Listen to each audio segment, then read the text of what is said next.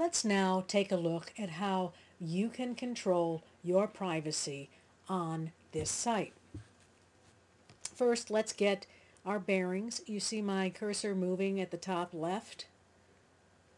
Okay, great. Hopefully you'll be able to watch my cursor and it'll make it much easier for you to understand what I'm talking about, for I'm going to point to everything. Okay, as you can see, we're not signed into this site, so we're looking at it like someone from the general public. When a member of the general public goes into a blog post, they can see comments, and here Natty has left a comment underneath Reverend Carlton's blog, but a member of the general public cannot add a comment. As you can see, a note is left saying you need to be a member of the Unitarian Universalist Church of Arlington to add comments. When you're adding content to the site and you want to check to see if what you marked as private is actually private, sign out of the site, refresh your browser window, and then, as a member of the general public, try to find your way to the content you published. If you're able to find it as a member of the general public, that means that you did not save the settings properly, and you need to go back and take a look at what you just did to ensure that you clicked the right controls. Okay, let's go ahead and sign in and take a look at how we can control our privacy. Okay, now you can see that I'm signed in because up here it says my name, and over here on the dashboard box it says my name. This dashboard box is really important to you. It's your control center. Let's click on My Settings. Here's the name of this section, My Settings, okay? And it has 5 sub areas. The first one is labeled Profile.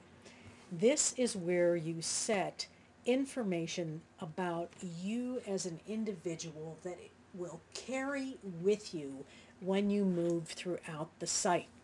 This is where you upload a photo to be your profile photo. It needs to be a legible photograph so that we can tell it's you. Please do not use a graphical image or a photograph of a flower or something else that is not you. The reason for this is we are practicing radical hospitality, and photos that represent us, that show who we are, make it very easy to recognize one another in the church and out of the church.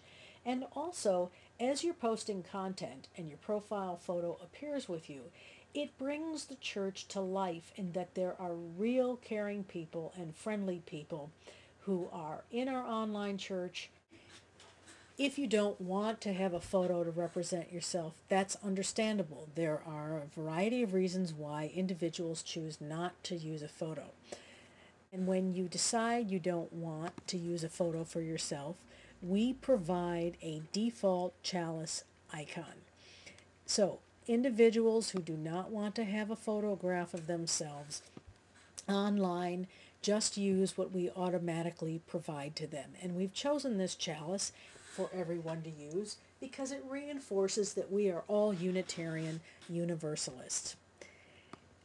Please note that if you use the default chalice icon, your name will still appear with everything that you do online. Whenever your name is visible, it is clickable, and it will take you to your My page, which is also known as the profile page. So in this case, let's click on Jamie's name. It takes us to Jamie's profile page, or her page. Your page is accessed by clicking on My Page up here in the navigation bar, which appears on every page of this site. So it is here in the My Settings area, which you got to by clicking on the My Settings link atop the right hand column box. And it's where you do your photo. You can change your email address here. You can change your password here. This is where your full name goes. Your birth date goes here, and it's important to use your real birth date because we need to verify that you're of age to use this site. Anybody under 18 needs the approval of their parents, and before we will put the underage person online, we want to talk to the parents and make sure the parents know how to use this site. The site is different than Facebook, and while many kids know how to use Facebook and set their privacy there, it's different here, and so we want to draw attention to that.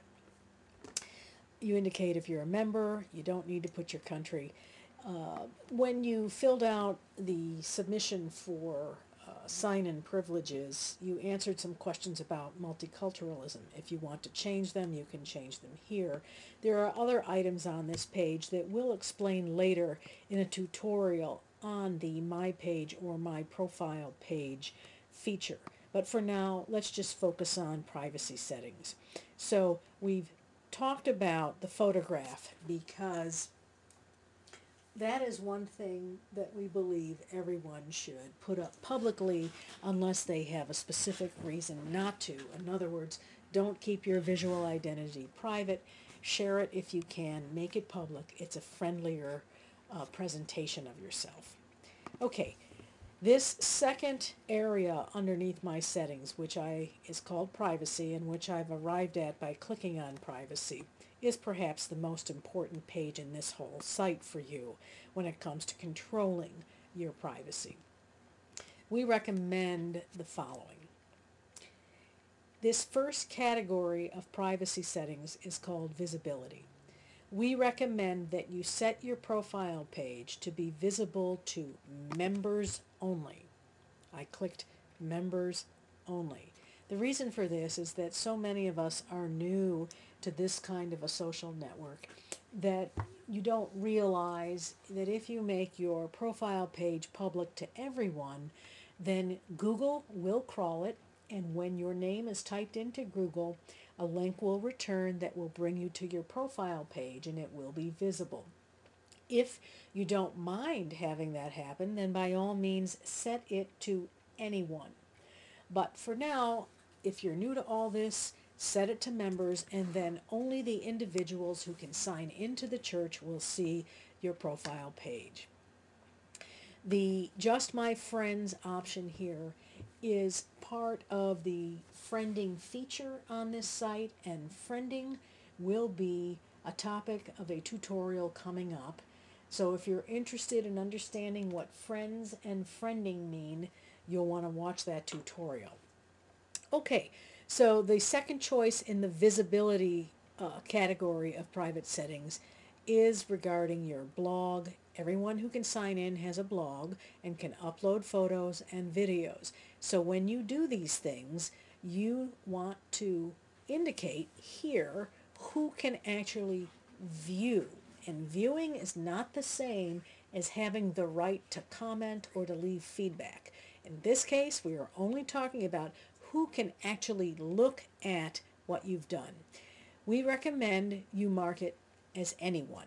And the reason why is that even if the general public takes a look at your blog or your photos or your videos, the general public cannot comment, cannot leave a comment or leave feedback. So whatever you do here helps others who are interested in our church to understand who we are and what we do. So we recommend that you indicate anyone. Now please note that this setting specifically for blog, photo, and video visibility on a case-by-case basis, when you go to write a blog or upload a photo or video, you can decide who sees it. And on a case-by-case basis, it will trump this default visibility setting. This next choice in visibility has to do with the events tool, which we aren't using, so we're just going to skip right over that. If you write a blog and you want other blogging services to know about your blog, then you want to check this off. to find out what those blogging services and other options are for getting your blog known, click this question mark and you can read about it.